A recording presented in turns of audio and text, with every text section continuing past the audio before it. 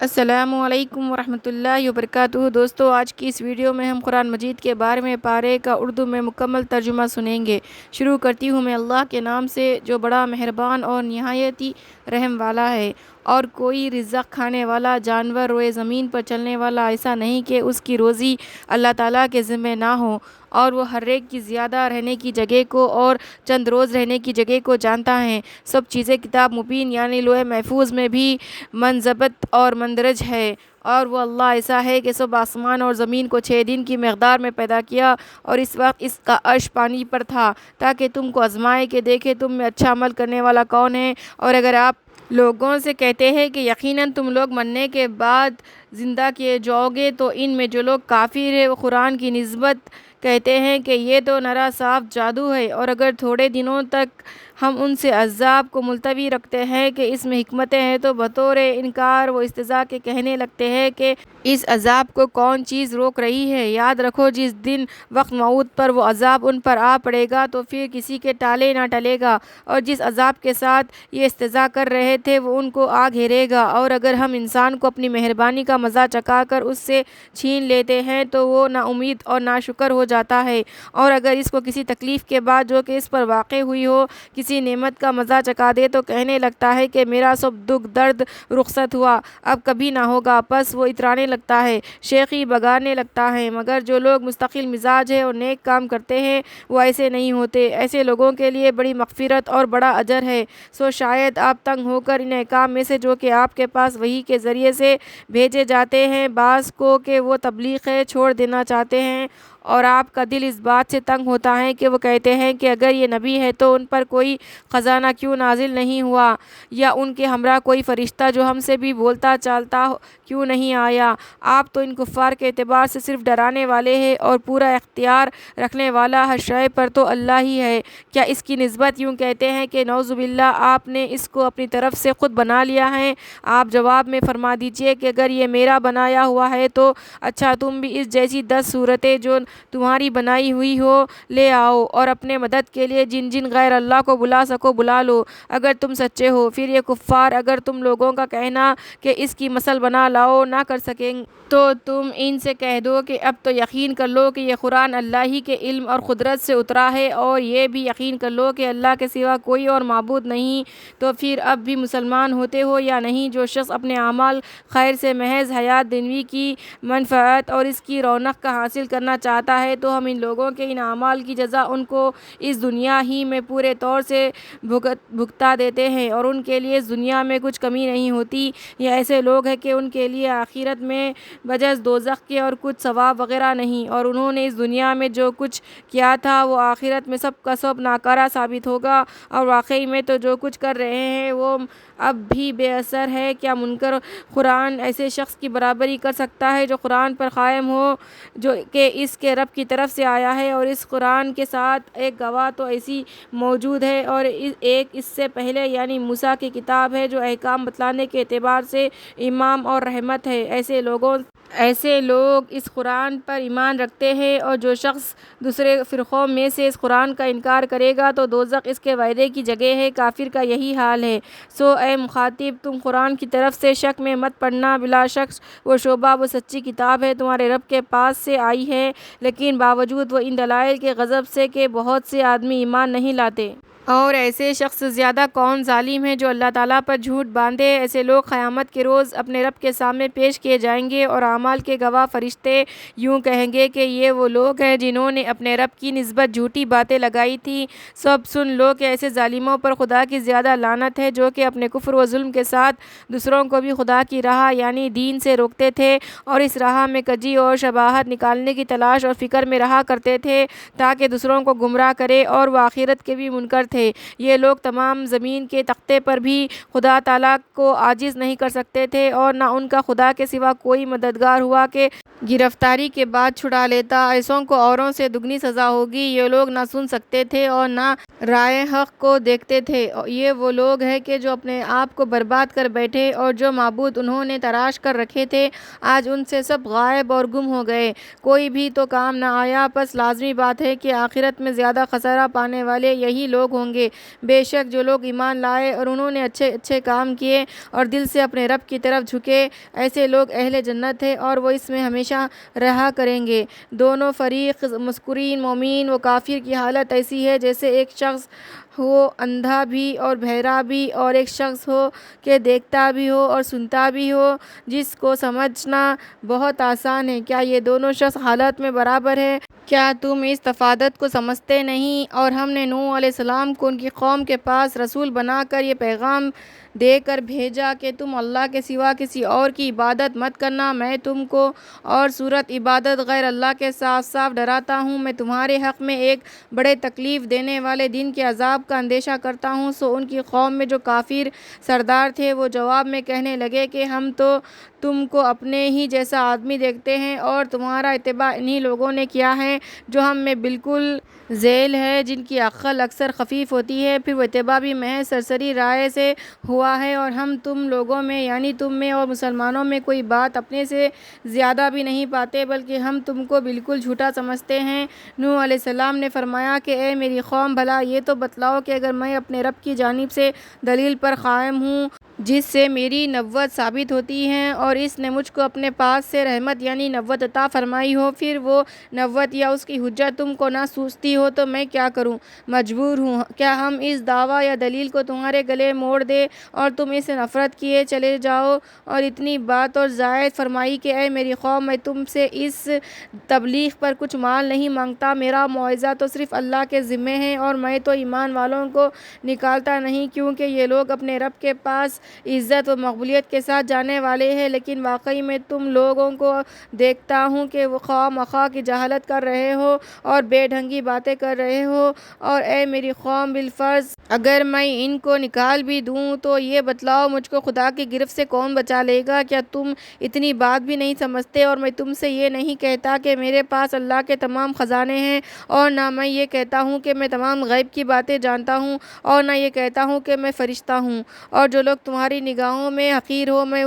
ان کی نسبت تمہاری طرح یہ نہیں کہہ سکتا کہ اللہ تعالیٰ ہرگز ان کو ثواب نہ دے گا۔ ان کے دل میں جو کچھ ہو اس کو اللہ ہی خوب جانتا ہے۔ میں تو اگر ایسی بات کہہ دوں تو اس صورت میں ستم ہی کر دوں۔ وہ لوگ کہنے لگے کہ اے نوح، تم ہم سے بحث کر چکے، پھر بحث بھی بہت کر چکے، سو اب ہم بحث نہیں کرتے۔ جس چیز سے تم ہم کو دھمکایا کرتے ہو کہ عذاب آ جائے گا وہ ہمارے سامنے لے آؤ اگر تم سچے ہو۔ انہوں نے فرمایا کہ اللہ تعالیٰ بشرطیکہ کہ اس کو منظور ہو تمہارے سامنے لا دے گا، اور اس وقت پھر تم اس کو عاجز نہ کر سکو گے اور میری خیر خواہی تمہارے کام نہیں آ سکتی۔ گو میں تمہاری کیسی ہی خیر خواہی کرنا چاہوں جبکہ اللہ ہی کو تمہارا گمراہ کرنا منظور ہو، وہی تمہارا مالک ہے اور اسی کے پاس تم کو جانا ہے۔ کیا یہ لوگ کہتے ہیں کہ انہوں نے یعنی محمد صلی اللہ علیہ وسلم نے نعوذ باللہ یہ قرآن تراش لیا ہے؟ آپ جواب میں فرما دیجئے کہ اگر بالفرض میں نے تراشا ہوگا تو میرا یہ جرم مجھ پر عائد ہوگا اور تم میرے جرم سے بری الزامہ رہو گے اور میں تمہارے اس جرم سے بری الزامہ رہوں گا۔ اور نوح علیہ السلام کے پاس وحی بھیجی گئی کہ سوائے ان کے جو اس وقت تک ایمان لا چکے ہیں اور کوئی نیا شخص تمہاری قوم میں سے ایمان نہ لائے گا، سو جو کچھ یہ لوگ کفر ایذا و استہزاء کر رہے ہیں اس پر کچھ غم نہ کرو، اور تم ہماری نگرانی میں اور ہمارے حکم سے کشتی تیار کر لو اور مجھ سے کافروں کے بارے میں کچھ گفتگو مت کرو۔ وہ سب غرق کیے جائیں گے۔ اور وہ کشتی تیار کرنے لگے، اور جب کبھی ان کی قوم کے کسی رئیس گروہ کا ان پر گزر ہوتا تو ان سے ہنسی کرتے۔ آپ فرماتے کہ اگر تم ہم پر ہنستے ہو تو ہم تم پر ہنستے ہیں جیسا تم ہم پر ہنستے ہو، سو ابھی تم کو معلوم ہوا جاتا ہے کہ وہ کون شخص ہے جس پر ایسا عذاب آیا چاہتا ہے جو اس کو رسوا کر دے گا اور اس پر دائمی عذاب نازل ہوگا، یہاں تک کہ جب ہمارا حکم عذاب کا قریب آ پہنچا اور تنور یعنی زمین میں سے پانی ابلنا شروع ہوا، ہم نے نوح علیہ السلام سے فرمایا کہ ہر ایک قسم میں سے ایک ایک نر اور ایک ایک مادہ یعنی ایک جوڑا یعنی 2 عدد اس پر چڑھا لو، اور اپنے گھر والوں کو بھی باستثناء اس کے جس پر حکم نافذ ہو چکا ہے اور دوسرے ایمان والوں کو بھی سوار کر لو، اور بجز خلیل آدمیوں کے ان کے ساتھ یعنی ان پر کوئی ایمان نہ لایا تھا۔ اور نوح علیہ السلام نے فرمایا کہ اس کشتی میں سوار ہو جاؤ، اس کا چلنا اور ٹھہرنا اللہ ہی کے نام سے ہے، بالیقین میرا رب غفور رحیم ہے۔ اور وہ کشتی ان کو لے کر پہاڑ جیسی موجوں میں چلنے لگی، اور نوح نے اپنے ایک سگے بیٹے کو پکارا، اور وہ علیحدہ مقام پر تھا کہ اے میرے پیارے بیٹے ہمارے ساتھ سوار ہو جا اور کافروں کے ساتھ مت ہو۔ وہ کہنے لگا کہ میں ابھی ہی کسی پہاڑ کی پناہ لے لوں گا جو مجھ کو پانی سے بچا لے گا۔ نوح علیہ السلام نے فرمایا کہ آج اللہ کے حکم یعنی خیر سے کوئی بچانے والا نہیں لیکن جس پر وہی رحم کرے، اور دونوں کے بیچ میں ایک موج حائل ہو گئی، پس وہ بھی مثل دوسرے کافروں کے غرق ہو گیا، اور حکم ہو گیا کہ اے زمین اپنا پانی نگل جا اور اے آسمان تھم جا، اور پانی گھٹ گیا اور قصہ ختم ہوا، اور وہ کشتی جودی پر آ ٹھہری، اور کہہ دیا گیا کہ کافر لوگ رحمت سے دور۔ اور نوح علیہ السلام نے اپنے رب کو پکارا اور عرض کیا اے میرے رب، میرا یہ بیٹا میرے گھر والوں میں سے ہے اور آپ کا وعدہ بالکل سچا ہے اور آپ حاکم الحاکمین ہیں۔ اللہ تعالیٰ نے ارشاد فرمایا کہ اے نوح، یہ شخص تمہارے گھر والوں میں سے نہیں، یہ تباہ کار ہے، سو مجھ سے اسی چیز کی درخواست مت کرو جس کی تم کو خبر نہیں، میں تم کو نصیحت کرتا ہوں کہ تم نادان نہ بن جاؤ۔ انہوں نے عرض کیا کہ اے میرے رب، میں اس امر سے آپ کی پناہ مانگتا ہوں کہ آپ سے ایسے امر کی درخواست کروں جس کی مجھ کو خبر نہ ہو، اور اگر آپ میری مغفرت نہ فرمائیں گے اور مجھ پر رحم نہ فرمائیں گے تو میں بالکل ہی تباہ ہو جاؤں گا۔ کہا گیا کہ اے نوح، اترو ہماری طرف سے سلام اور برکتیں لے کر جو تم پر نازل ہوں گی، اور ان جماعتوں پر جو کہ تمہارے ساتھ ہے، اور بہت سی ایسی جماعتیں بھی ہوں گی کہ ان کو ہم چند روز عیش دیں گے، پھر ان پر ہماری طرف سے سزائے سخت واقع ہوں گی۔ یہ قصہ منجملہ اخبار غیب کے ہیں جس کو ہم وحی کے ذریعے سے آپ کو پہنچاتے ہیں، اس کو اس کی خبر نہ آپ جانتے تھے اور نہ آپ کی قوم، سو صبر کیجئے، یقیناً نیک انجامی متقیوں ہی کے لیے ہے۔ اور ہم نے عاد کی طرف ان کے بھائی ہود کو بھیجا، انہوں نے فرمایا کہ اے میری قوم، تم اللہ کی عبادت کرو، اس کے سوا کوئی تمہارا معبود ہونے کے قابل نہیں، تم اس بت پرستی کے اعتقاد میں محض مفتری ہو۔ اے میری قوم، میں تم سے اس تبلیغ پر کچھ معاوضہ نہیں مانگتا، میرا معاوضہ تو صرف اللہ کے ذمہ ہے جس نے مجھ کو پیدا کیا، پھر کیا تم نہیں سمجھتے؟ اور اے میری قوم، تم اپنے گناہ اپنے رب سے معاف کراؤ، پھر اس کی طرف متوجہ رہو، وہ تم پر خوب بارشیں برسائے گا اور تم کو اور قوت دے کر تمہاری قوت میں ترقی کر دے گا، اور مجرم رہ کر اعراض مت کرو۔ ان لوگوں نے جواب دیا کہ اے ہود، آپ نے ہمارے سامنے کوئی دلیل تو پیش نہیں کی، اور ہم آپ کے کہنے سے تو اپنے معبودوں کو چھوڑنے والے نہیں، اور ہم کسی طرح آپ کا یقین کرنے والے نہیں۔ ہمارا قول تو یہ ہے کہ ہمارے معبودوں میں سے کسی نے آپ کو کسی خرابی میں مبتلا کر دیا ہے۔ ہود نے فرمایا کہ میں علی اعلان اللہ کو گواہ کرتا ہوں، اور تم بھی سن لو اور گواہ رہو کہ میں ان چیزوں سے بیزار ہوں جن کو تم خدا کے سوا شریک قرار دیتے ہو، سو تم سب مل کر میرے ساتھ داؤ گھات کر لو، پھر مجھ کو ذرا مہلت نہ دو۔ میں نے اللہ پر توکل کر لیا ہے جو میرا بھی مالک ہے اور تمہارا بھی مالک ہے، جتنے روئے زمین پر چلنے والے ہیں سب کی چوٹی اس نے پکڑ رکھی ہے، یقیناً میرا رب صراط مستقیم پر ہے۔ پھر اگر تم پھیرے رہو گے تو میں تو جو پیغام دے کر مجھ کو بھیجا گیا تھا وہ تم کو پہنچا چکا ہوں، اور تمہاری جگہ میرا رب دوسرے لوگوں کو زمین میں آباد کر دے گا اور اس کا تم کچھ نقصان نہیں کر رہے ہو، بالیقین میرا رب ہر شے کی نگہداشت کرتا ہے۔ اور جب ہمارا حکم عذاب کے لیے پہنچا تو ہم نے ہود کو اور جو ان کے ہمراہ اہل ایمان تھے ان کو اپنی عنایت سے بچا لیا اور ان کو ایک سخت عذاب سے بچا لیا۔ اور یہ قوم عاد تھی جنہوں نے اپنے رب کی آیات کا انکار کیا اور اس کے رسولوں کا کہنا نہ مانا، اور تمام تر ایسے لوگوں کے کہنے پر چلتے رہے جو ظالم اور ضدی تھے، اور اس دنیا میں بھی لعنت ان کے ساتھ ساتھ رہی، اور قیامت کے دن بھی خوب سن لو۔ قوم عاد نے اپنے رب کے ساتھ کفر کیا، خوب سن لو، رحمت سے دوری ہوئی عاد کو جو کہ ہود کی قوم تھی، اور ہم نے سمود کے پاس ان کے بھائی صالح کو پیغمبر بنا کر بھیجا، انہوں نے فرمایا کہ اے میری قوم، تم اللہ کی عبادت کرو، اس کے سوا کوئی تمہارا معبود نہیں، اس نے تم کو زمین کے مادے سے پیدا کیا اور اس نے تم کو اس میں آباد کیا، تو تم اپنے گناہ اس سے اسے معاف کراؤ یعنی ایمان لاؤ پھر اس کی طرف متوجہ رہو، بے شک میرا رب قریب ہے قبول کرنے والا۔ وہ لوگ کہنے لگے کہ اے صالحہ تم تو اس سے قبل ہم میں ہونہار تھے، کیا تم ہم کو ان چیزوں کی عبادت سے منع کرتے ہو جن کی عبادت ہمارے بڑے کرتے آئے ہیں اور جن دین کی طرف تم ہم کو بلا رہے ہو؟ واقعی ہم تو اس کی طرف سے بڑے شبے میں ہیں جس نے ہم کو تردد میں ڈال رکھا ہے۔ آپ نے فرمایا اے میری قوم بھلا یہ تو بتاؤ کہ اگر میں اپنے رب کی جانب سے دلیل پر ہوں اور اس نے مجھ کو اپنی طرف سے رحمت یعنی نبوت عطا فرمائی ہو، سو اگر میں خدا کا کہنا نہ مانوں تو پھر مجھ کو خدا سے کون بچا لے گا؟ تم تو سراسر میرا نقصان ہی کر رہے ہو۔ اور اے میری قوم تم جو معجزہ چاہتے تھے سو یہ اونٹنی ہے اللہ کی جو تمہارے لیے دلیل ہے، سو اس کو چھوڑ دو کہ اللہ کی زمین میں کھاتی پھرا کرے اور اس کو برائی کے ساتھ ہاتھ بھی مت لگانا۔ کبھی تم کو فوری عذاب آ پکڑے سو انہوں نے اس کو مار ڈالا تو صالح نے فرمایا کہ تم اپنے گھروں میں 3 روز اور بسر کر لو اور یہ ایسا وعدہ ہے جس میں ذرا جھوٹ نہیں۔ سو جب ہمارا حکم آ پہنچا ہم نے صالح کو اور جو ان کے ہمراہ اہل ایمان تھے ان کو اپنی عنایت سے بچا لیا اور اس دین کی بڑی رسوائی سے بچا لیا۔ بے شک آپ کا رب ہی بڑی قوت والا بڑا غلبہ والا ہے۔ اور ان ظالموں کو ایک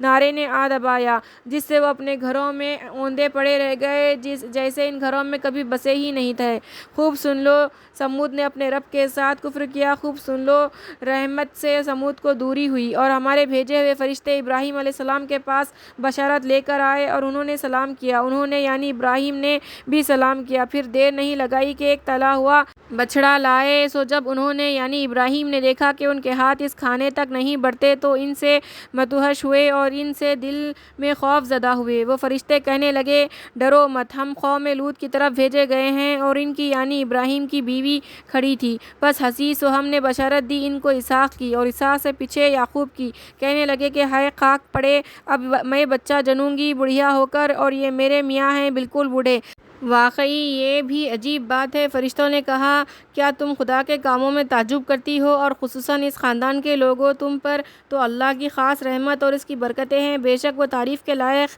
بڑی شان والا ہیں۔ پھر جب ابراہیم کا وہ خوف زائل ہو گیا اور ان کو خوشی کی خبر ملی تو ہم سے لوط کی قوم کے بارے میں جدال کرنا شروع کیا۔ واقعی ابراہیم بڑے حلیم الطبع اور رحیم المزاج اور رقیق القلب تھے۔ اے ابراہیم تم اس بات کو جانے دو تمہارے رب کا حکم آ پہنچا ہے اور ان پر ضرور ایسا عذاب آنے والا ہے جو کسی طرح ہٹنے والا نہیں۔ اور جب ہمارے بھیجے ہوئے فرشتے لوط کے پاس آئے تو وہ یعنی لوط ان کی وجہ سے مغموم ہوئے اور ان کے آنے کے سبب تنگ دل ہوئے اور کہنے لگے کہ آج کا دن بہت بھاری ہے۔ اور ان کی قوم ان کے پاس دوڑی ہوئی آئی اور وہ پہلے سے نامعقول حرکتیں کیا ہی کرتے تھے۔ وہ یعنی لوط فرمانے لگے کہ اے میری قوم یہ میری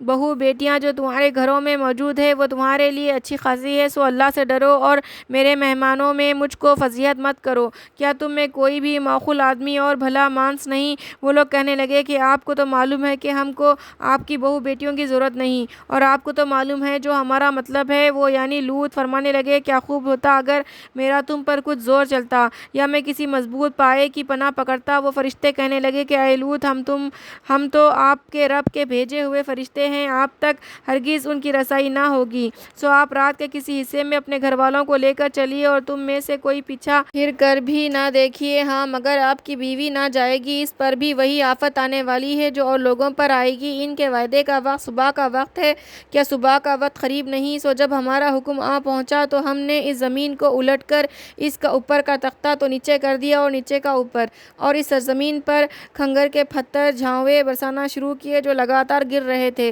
جن پر آپ کے رب کے پاس کا خاص نشان بھی تھا۔ اور یہ بستیاں ان ظالموں سے کچھ دور نہیں ہیں۔ اور ہم نے مدین کی طرف ان کے بھائی شعیب کو بھیجا، انہوں نے فرمایا کہ اے میری قوم تم اللہ کی عبادت کرو، اس کے سوا کوئی تمہارا معبود نہیں، اور تم ناپ اور تول میں کمی مت کیا کرو، میں تم کو فراغت کی حالت میں دیکھتا ہوں اور مجھ کو تم پر اندیشہ ہے ایسے دن کے عذاب کا جو انواع مصائب کا جامع ہوگا۔ اور اے میری قوم تم ناپ اور تول پوری کیا کرو انصاف سے اور لوگوں کا ان کی چیزوں میں نقصان مت کیا کرو اور زمین میں فساد کرتے ہوئے حد سے مت نکلو۔ اللہ کا دیا ہوا جو کچھ بچ جائے وہ تمہارے لیے بدر جہاں بہتر ہے اگر تم کو یقین آئے، اور میں تمہارا پہرے دینے والا تو ہوں نہیں۔ وہ لوگ کہنے لگے کہ اے شعیب، کیا تمہارا تقدس تم کو تعلیم کر رہا ہے کہ ہم ان چیزوں کو چھوڑ دیں جن کی پرستش ہمارے بڑے کرتے آئے ہیں، یا اس بات کو چھوڑ دیں کہ ہم اپنے مال میں جو چاہے تصرف کریں؟ واقعی آپ ہیں بڑے عقل مند دین پر چلنے والے۔ شعیب نے فرمایا کہ اے میری قوم،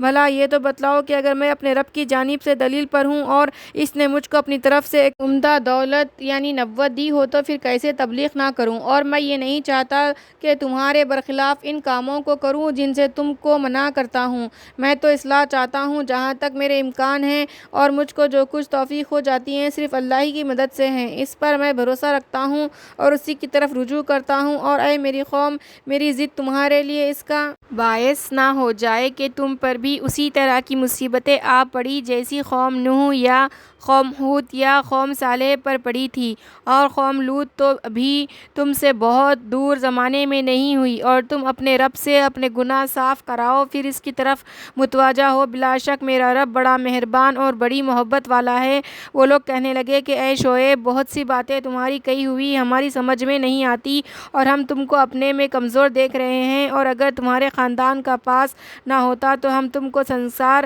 کر چکے ہوتے، اور ہماری نظر میں تمہاری تو کچھ تو خیر ہی نہیں۔ شعیب نے فرمایا کہ اے میری قوم، کیا میرا خاندان تمہارے نزدیک اللہ سے بھی زیادہ باتو خیر ہے اور اس کو تم نے پس پش ڈال دیا؟ یقیناً میرا رب تمہارے سب اعمال کو احاطہ کیے ہوئے ہیں۔ اور اے میری قوم، تم اپنی حالت پر عمل کرتے رہو، میں بھی اپنے طور پر عمل کر رہا ہوں۔ اب جلدی ہی تم کو معلوم ہوا جاتا ہے کہ وہ کون شخص ہے جس پر ایسا عذاب آیا چاہتا ہے جو اس کو رسوا کر دے گا، اور وہ کون شخص ہے جو جھوٹا تھا۔ اور تم بھی منتظر رہو، میں بھی تمہارے ساتھ منتظر ہوں۔ اور جب ہمارا حکم آ پہنچا، ہم نے شعیب کو اور جو ان کی ہمراہی میں اہل ایمان تھے ان کو اپنی عنایت سے بچا لیا، اور ان ظالموں کو ایک سخت آواز نے آ پکڑا، سو اپنے گھروں کے اندر اونتے گرے رہ گئے اور مر گئے جیسے ان گھروں میں بسے ہی نہ تھے۔ خوب سن لو کہ مدین کو رحمت سے دوری ہوئی جیسا سمود رحمت سے دور ہوئے تھے، اور ہم نے موسیٰ کو اپنے معجزات اور دلیل روشن دے کر فرعون اور اس کے سرداروں کے پاس بھیجا، سو وہ لوگ فرعون کی رائے پر چلتے رہے، اور فرعون کی رائے کچھ صحیح نہ تھی۔ وہ قیامت کے دن اپنی قوم کے آگے ہوگا، پھر ان کو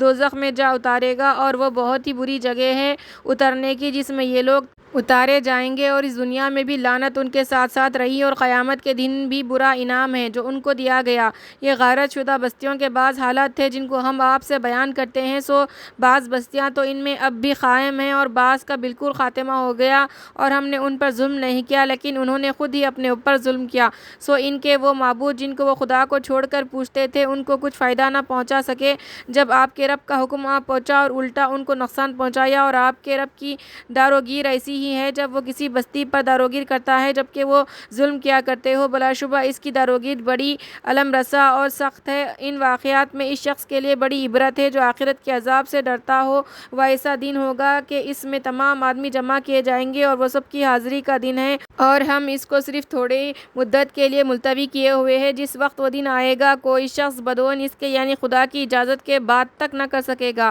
پھر ان میں بعضے تو شقی ہوں گے اور بعضے سعید ہوں گے۔ سو جو لوگ شقی ہیں وہ تو دوزخ میں ایسے حال سے ہوں گے کہ اس میں ان کی چیخ پکار پڑی رہیں گی اور ہمیشہ ہمیشہ کو اس میں رہیں گے جب تک آسمان اور زمین قائم ہے۔ ہاں، اگر اس کے رب ہی کو نکالنا منظور ہو تو دوسری بات ہے، آپ کا رب جو کچھ چاہے اس کو پورا کر سکتا ہے۔ اور رہ گئے وہ لوگ جو سعید ہیں، سو وہ جنت میں ہوں گے اور وہ اس میں ہمیشہ ہمیشہ کو رہیں گے جب تک آسمان اور زمین قائم ہے۔ ہاں، اگر آپ کے رب کو نکالنا منظور ہو تو دوسری بات ہے وہ غیر منقطع عطیہ ہوگا۔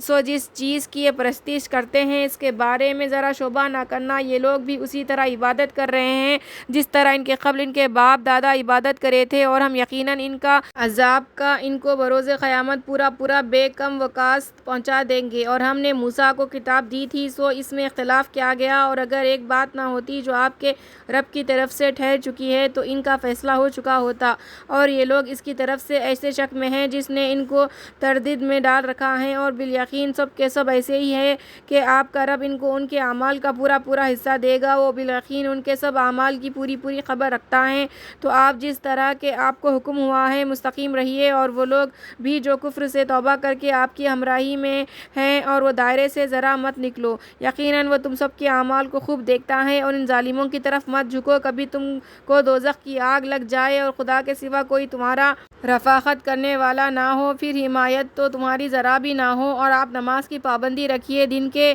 دنوں پر اور رات کے کچھ حصوں میں، بے شک نیک کام مٹا دیتے ہیں برے کاموں کو۔ یہ بات ایک نصیحت ہے نصیحت ماننے والوں کے لیے، اور صبر کیا کیجیے کہ اللہ تعالیٰ نیک کاروں کا اجر ضائع نہیں کرتے۔ جو امتیں تم سے پہلے ہو گزری ہے، ان میں ایسے سمجھدار لوگ نہ ہوئے جو کہ دوسروں کو ملک میں فساد یعنی کفر و شرک پھیلانے سے منع کرتے، بجز چند آدمیوں کے کہ جن کو ان میں سے ہم نے عذاب سے بچا لیا تھا۔ اور جو لوگ نافرمان تھے وہ ناز و نعمت میں تھے، اسی کے پیچھے پڑے رہے اور جرائم کے خوگر ہو گئے۔ اور آپ کا رب ایسا نہیں کہ بستیوں کو کفر کے سبب ہلاک کر دے اور ان کے رہنے والے اصلاح میں لگے ہو، اور اگر آپ کے رب کو منظور ہوتا تو سب آدمیوں کو ایک ہی طریقے کا یعنی سب کو مومن بنا دیتے، اور آئندہ بھی ہمیشہ اختلاف کرتے رہیں گے مگر جس پر آپ کے رب کی رحمت ہو، اور اس اختلاف کا غم نہ کیجیے کیونکہ اس نے یعنی اللہ تعالیٰ نے لوگوں کو اسی واسطے پیدا کیا ہے۔ اور آپ کے رب کی یہ بات پوری ہوگی کہ میں جہنم کو جنات سے اور انسانوں سے دونوں سے بھر دوں گا، اور پیغمبروں کے قصوں میں سے ہم یہ سارے قصے آپ سے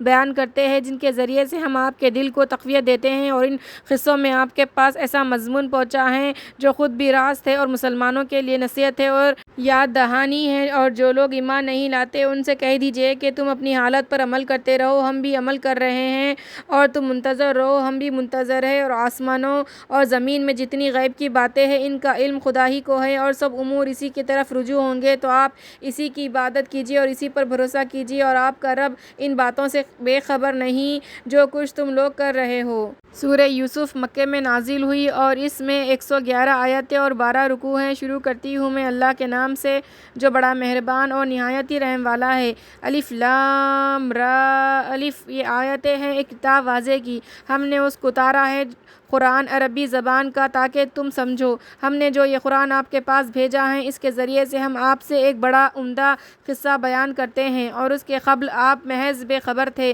وہ وقت قابل ذکر ہے جب یوسف نے اپنے والد سے کہا کہ ابا، میں نے 11 ستارے اور سورج اور چاند دیکھے ہیں، ان کو اپنے روبرو سجدے کرتے ہوئے دیکھا ہے۔ انہوں نے فرمایا کہ بیٹا، اپنے اس خواب کو اپنے بھائیوں کے روبرو بیان مت کرنا، پس وہ تمہارے لیے کوئی خاص تدبیر کریں گے۔ بلا شبہ شیطان آدمی کا سرئی دشمن ہے، اور اسی طرح تمہارا رب تم کو منتخب کرے گا اور تم کو خوابوں کی تعبیر کا علم دے گا، اور تم پر اور یعقوب کے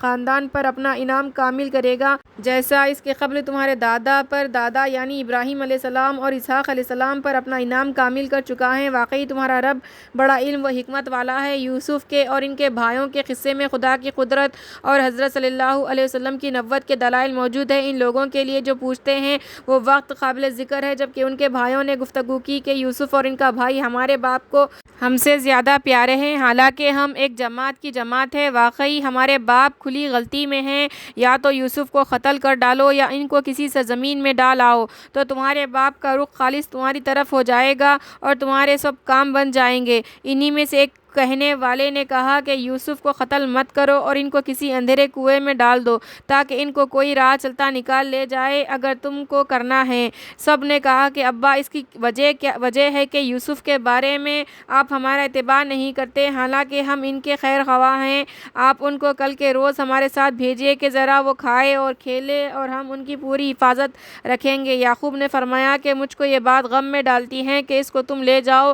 اور میں یہ اندیشہ کرتا ہوں کہ اس کو کوئی بھیڑیا کھا جائے اور تم اس سے بے خبر رہو۔ وہ بولے کہ اگر ان کو کوئی بھیڑیا کھا جائے اور ہم ایک جماعت کی جماعت موجود ہو تو ہم بالکل ہی گئے گزرے ہوئے۔ سو جب ان کو لے گئے اور سب نے پختہ عزم کر لیا کہ ان کو کسی اندھیرے کنویں میں ڈال دے، اور ہم نے ان کے پاس وہی بھیجی کہ تم ان لوگوں کو یہ بات جتلاؤ گے اور وہ پہچانے گی بھی نہیں۔ اور وہ لوگ اپنے باپ کے پاس عشاء کے وقت روتے ہوئے پہنچے، کہنے لگے ابا، ہم سب تو آپس میں دوڑنے میں لگ گئے اور یوسف علیہ السلام کو ہم نے اپنی چیز بست کے پاس چھوڑ دیا، پس ایک بھیڑیا ان کو کھا گیا اور آپ تو ہمارا کاہے کو یقین کرنے لگے، گو ہم کیسے ہی سچے ہو، اور یوسف علیہ السلام کی قمیص پر جھوٹ موٹ کا خون بھی لگا لائے تھے۔ یعقوب نے فرمایا ایسا نہیں ہے، بلکہ تم نے اپنے دل سے ایک بات بنا لی ہے، سو صبر ہی کروں گا جس میں شکایت کا نام نہ ہوگا، اور جو باتیں تم بناتے ہو ان میں اللہ ہی مدد کرے۔ اور ایک قافلہ آ نکلا اور انہوں نے اپنا آدمی پانی لانے کے واسطے بھیجا،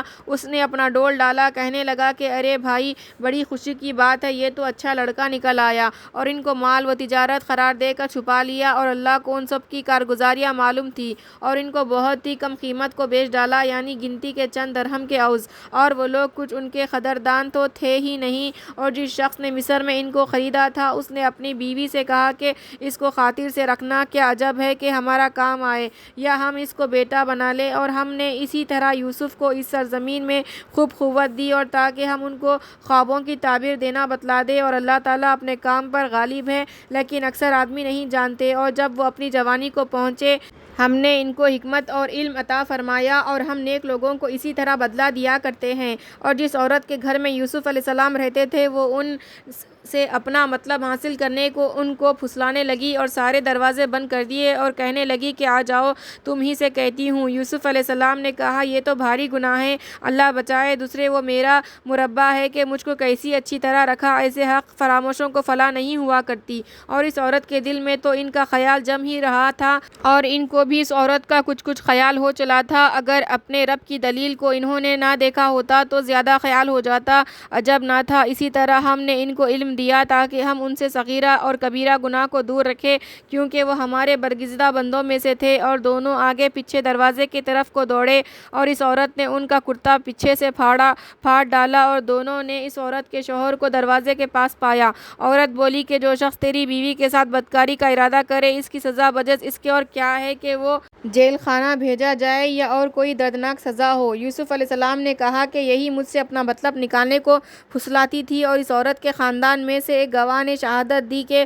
ان کا کرتا اگر آگے سے پھٹا ہے تو عورت سچی ہے اور یہ جھوٹے، اور اگر ان کا کرتا پیچھے سے پھٹا ہے تو عورت جھوٹی اور یہ سچے۔ سو جب ان کا کرتا پیچھے سے پھٹا ہوا دیکھا، کہنے لگا کہ یہ تم عورتوں کی چالاکی ہے، بے شک تمہاری چالاکیاں غضب ہی کی ہے۔ اے یوسف، اس بات کو جانے دو، اور اے عورت، تو اپنے قصور کی معافی مانگ، بے شک سراسر تو ہی قصوروار ہے۔ اور چند عورتوں نے جو کہ شہر میں رہتی تھی یہ بات کہی کہ عزیز کی بیوی اپنے غلام کو اس سے اپنا مطلب حاصل کرنے کے واسطے پھسلاتی ہے، اس غلام کا عشق اس کے دل میں جگہ کر گیا ہے،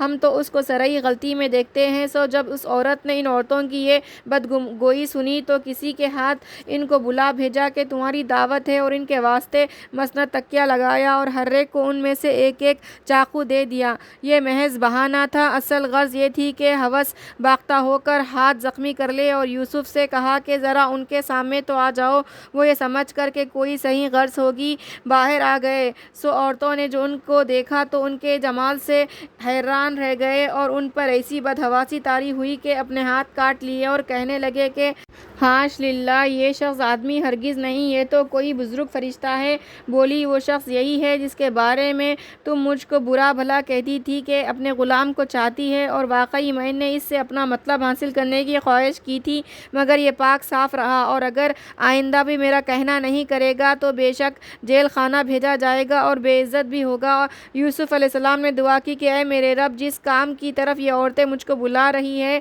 اس سے تو جیل خانے میں جانا ہی مجھ کو زیادہ پسند ہے، اور اگر آپ ان کے داؤ بیچ کو مجھ سے دفع نہ کریں گے تو میں ان کی طرف مائل ہو جاؤں گا اور نادانی کا کام کر بیٹھوں گا۔ سو ان کی دعا ان کے رب نے قبول کی، اور ان عورتوں کے داؤ بیچ کو ان سے دور رکھا، بے شک وہ بڑا سننے والا، خوب جاننے والا ہے۔ پھر مختلف نشانیاں دیکھنے کے بعد ان لوگوں کو یہی مصلحت معلوم ہوا کہ ان کو ایک وقت تک قید میں رکھے، اور ان کے یعنی یوسف کے ساتھ اور بھی دو غلام قید خانے میں داخل ہوئے۔ ان میں سے ایک نے کہا کہ میں اپنے کو خواب میں دیکھتا ہوں کہ شراب نچوڑ رہا ہوں۔ اور دوسرے نے کہا کہ میں اپنے کو اس طرح دیکھتا ہوں کہ اپنے سر پر روٹیاں لیے جاتا ہوں، ان میں سے پرندے کھاتے ہیں۔ ہم کو اس خواب کی تعبیر بتلائیے، آپ ہم کو نیک آدمی معلوم ہوتے ہیں۔ یوسف علیہ السلام نے فرمایا کہ جو کھانا تمہارے پاس آتا ہے، جو کہ تم کو کھانے کے لیے ملتا ہے، میں اس کے آنے سے پہلے اس کی حقیقت تم کو بتلا دیا کرتا ہوں۔ یہ بتلا دینا اس علم کی بدولت ہے جو مجھ کو میرے رب نے تعلیم فرمایا ہے۔ میں نے تو ان لوگوں کا مذہب چھوڑ رکھا ہے جو اللہ پر ایمان نہیں لاتے، اور وہ لوگ آخرت کے بھی منکر ہیں، اور میں نے اپنے باپ داداؤں کا مذہب اختیار کر رکھا ہے، ابراہیم کا اور اسحاق کا اور یعقوب کا۔ ہم کو کسی طرح زیبا نہیں کہ اللہ کے ساتھ کسی شے کو شریک قرار دے۔ یہ عقیدہ توحید ہم پر اور دوسرے لوگوں پر خدا تعالیٰ کا ایک فضل ہے، لیکن اکثر لوگ شکر نہیں کرتے۔ اے قید خانے کے دونوں رفیقوں، متفرق معبود اچھے یا ایک معبود برحق جو سب سے زبردست ہے وہ اچھا ہے؟ تم لوگ تو خدا کو چھوڑ کر صرف چند بے حقیقت ناموں کی عبادت کرتے ہو جن کو تم نے اور تمہارے باپ داداؤں نے ٹھہرا لیا ہے۔ خدا تعالیٰ نے تو ان کی کوئی دلیل بھیجی نہیں، حکم خداوندی ہی کا ہے۔ اس نے یہ حکم دیا ہے کہ بجز اس کے اور کسی کی عبادت مت کرو، یہی سیدھا طریقہ ہے، لیکن اکثر لوگ نہیں جانتے۔ اے قید خانے کے دونوں رفیقوں، تم میں ایک تو بری ہو کر اپنے آقا کو شراب پلایا کرے گا اور دوسرا سولی دیا جائے گا، اور اس کے سر کو پرندے کھائیں گے۔ جس بارے میں تم پوچھتے تھے وہ اسی طرح مقدر ہو چکا۔ اور جس شخص کی رہائی کا گمان تھا اس سے یوسف نے فرمایا کہ اپنے آقا کے سامنے میرا بھی تذکرہ کرنا کہ ایک شخص بے قصور قید ہے۔ اس نے وعدہ کر لیا، پھر اس کو اپنے آقا کے سامنے تذکرہ کرنا شیطان نے بھلا دیا، تو قید خانے میں اور بھی چند سال ان کا رہنا ہوا۔ اور بادشاہ نے کہا کہ میں دیکھتا ہوں کہ 7 گائیں فربا ہیں جن کو 7 لاغار گائیں کھا گئی، اور 7 بالیں سبز ہیں، اور ان کے علاوہ 7 اور ہیں جو کہ خشک ہے۔ اے دربار والو، اگر تم تعبیر دے سکتے ہو تو میرے اس خواب کے بارے میں مجھ کو جواب دو۔ وہ لوگ کہنے لگے کہ یوں ہی پریشان خیالات ہیں، اور ہم لوگ خوابوں کی تعبیر کا علم بھی نہیں رکھتے۔ اور ان مذکورہ 2 قیدیوں میں سے جو رہا ہو گیا تھا اس نے کہا، اور مدت کے بعد اس کو یوسف کی وصیت کا خیال آیا کہ میں اس کی تعبیر کی خبر لائے دیتا ہوں، آپ لوگ مجھ کو ذرا جانے کی اجازت دیجیے۔ وہ قید خانے میں پہنچا اور کہا، اے یوسف، اے صدق مجسم، آپ ہم لوگوں کو اس خواب کا جواب یعنی تعبیر دیجیے کہ 7 گائیں موٹی ہیں، ان کو 7 دبلی گائیں کھا گئی، اور 7 بالیں ہری ہیں، اور اس کے علاوہ 7 خشک ہیں، تاکہ میں ان لوگوں کے پاس لوٹ کر جاؤں تاکہ ان کو بھی معلوم ہو جائے۔ آپ نے فرمایا کہ تم 7 سال متواتر غلہ بونا، پھر جو فصل کاٹو اس کو بالوں ہی میں رہنے دینا تاکہ گھن نہ لگ جائے، ہاں مگر تھوڑا سا جو تمہارے کھانے میں آئے نکال لینا۔ پھر اس کے بعد 7 برس ایسے سخت آئیں گے جو کہ اس ذخیرے کو کھا جائیں گے جس کو تم نے ان برسوں کے واسطے جمع کر کے رکھا ہوگا، ہاں مگر تھوڑا سا جو رکھ چھوڑو گے۔ پھر اس کے بعد 1 برس ایسا آئے گا جس میں لوگوں کے لیے خوب بارش ہوگی، اور اس میں شیرہ بھی نچوڑو گے۔ اور بادشاہ نے حکم دیا کہ ان کو میرے پاس لاؤ۔ پھر جب ان کے پاس قاصد پہنچا، آپ نے فرمایا تو اپنی سرکار کے پاس لوٹ جا، پھر اس سے دریافت کر کے ان عورتوں کا کیا حال ہے جنہوں نے اپنے ہاتھ کاٹ لیے تھے۔ میرا رب ان عورتوں کے فریب کو خوب جانتا ہے۔ کہا کہ تمہارا کیا واقعہ ہے جب تم نے یوسف سے اپنا مطلب کی خواہش کی؟ عورتوں نے جواب دیا کہ حاش للہ، ہم کو ان میں ذرا بھی تو برائی کی بات معلوم نہیں ہوئی۔ عزیز کی بیوی کہنے لگی کہ اب تو حق بات ظاہر ہو ہی گئی، میں نے ہی ان سے اپنے مطلب کی خواہش کی تھی، اور بے شک وہی سچے ہیں۔ یوسف نے فرمایا کہ یہ اہتمام محض اس وجہ سے ہے کہ تاکہ اس کو یعنی عزیز کو یقین کے ساتھ معلوم ہو جائے کہ میں نے ان کی عدم موجودگی میں اس کی آبرو میں دست اندازی نہیں کی، اور یہ کہ اللہ خیانت کرنے والوں کے فریب کو چلنے نہیں دیتا۔ صدق اللہ العلی العظیم۔